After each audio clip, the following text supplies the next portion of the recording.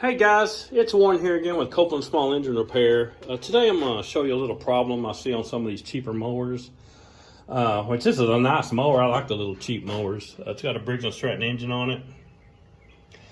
And when you pull the recoil on this thing, you can hear something dragging up here, making a god-awful racket. And then when you let go of it, it makes a racket. And what happens is, let me take this off. This little thing here has 3 bolts that bolt it to this metal frame right here. And if you look at this metal frame, it's just really thin stamped out metal. And what happens is, at some point or another, somebody has hit this mower somewhere up here. Something's hit it, or somebody might have sat on it or stepped on it or dropped something on it, who knows. But it gets this little metal frame right here that thing bolts to shifted off center. And it don't take much because there's not a bunch of clearance in there between this cup and this mechanism that spins it.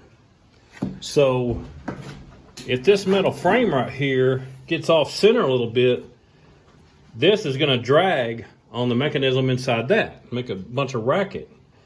So what you can do is take this thing and drop it down on there, and you can lift it up real slow, and you can look up in there and see that white disc up there and that cup right there. You got to see that white disc is off to one side or the other. It's got to be perfectly centered. Now, it may take you a few times to lift this thing up to figure out which way it's off center. But then when you figure it out, you just take a little hammer, and this one needed to go back that way. When I picked that thing up, I could tell that the little round disc in there with the paws on it was off center this way. So to make it go back this way, the bracket it bolts to needs to go that way.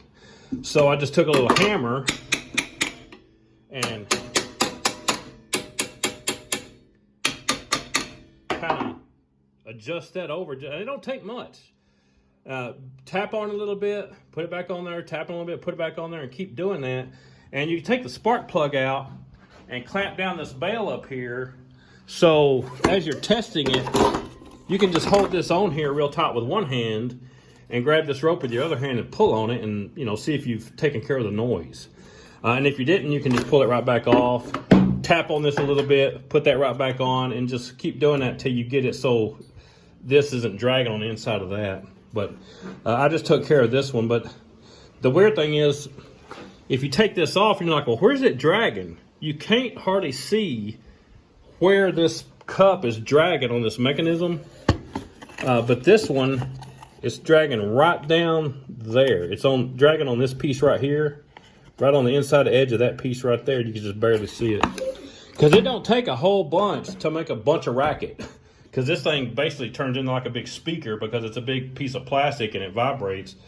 But that's all there is to it. This little metal frame right here just gets kind of shifted a tiny bit, and you just got to tap it back over to where it needs to be.